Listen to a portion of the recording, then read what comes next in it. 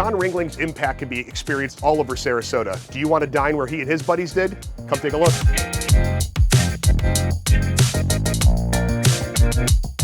Raff, we are here on First Street in an old building, but a new concept. Tell me a little bit about where we are and what you've got going on here. Well, thanks for coming, Rich. As I was saying earlier, we have been blessed with just an iconic corner. It's a 1926 building, and we've had so much history, just rich in history. This was where John Ringling would visit, and he has a bar up there that he participated in. That was in the 20s, and we had Owen Burns from the Burns Court family, and we had, I think it was called J.J. Bell, or the Bell family had this building. So, in the 20s, prohibition. And today it's really trendy to have a speakeasy, and it's kind of cool. Back then, in the 20s, if you got caught drinking in prohibition, you went to jail. Upstairs is an authentic speakeasy, and had some great visitors, including Ringling and all that. So I guess a long-winded answer is just, it's rich in history. It is, and I think one of the unique aspects to this location in particular is you've got a few different spaces, right? A few different places you can host an event, get together with folks. Tell me a little bit about the different kind of flavors to what you have within the structure itself. Well, downstairs on the main floor, our main dining room is just, people walk in and they sit, and they tend to like to see and be seen downstairs. Upstairs is more of the piano bar, speakeasy, and a lot of people request to go up there only because they like to be private or they don't want to be seen. And ironically, the same thing happens outside, the outdoor seating on the sidewalk. People love to sit out there, the cars are driving by, people wave. And then you have the indoor garden, the Love Yolanda garden that was dedicated to my mom. Her name was Yolanda.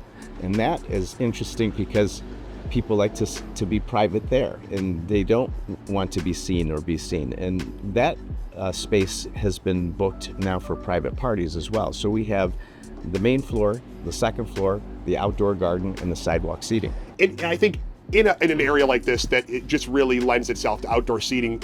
A new aspect that you added to this building, I think, really is spectacular for those days when the sun's pounding down that we all love, or those times when the rain comes through. Tell me what addition you put onto this building that's really, I think, expanding the use and the time that people can use that outdoor space. Yeah, that garden area is fabulous. But like every place, it can be limited with the Florida weather.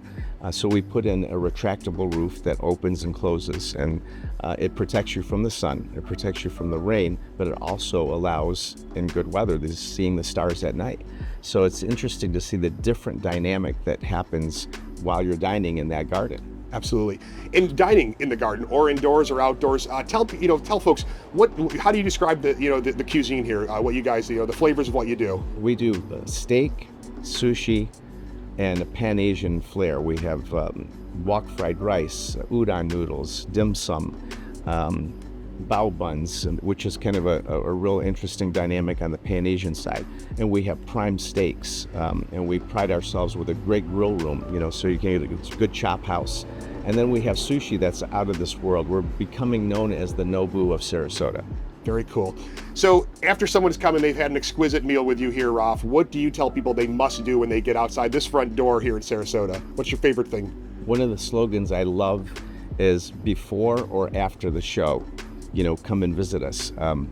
And you have all these great theaters downtown. So you have the opera and these theaters, and the heart of downtown, Marina Jack. You have the Bayfront. Walking down Main Street, walking in this vicinity here is just a jewel, a gem. Absolutely. Thank you so much, Raff. Thank you. I want to thank Raff for showing us around here today at Rose and Ivy, an incredible building with a ton of history and exquisite fare. If you're interested in checking him out, do so on Instagram, but more importantly, get downtown, have a meal. See you on the next episode. Be well.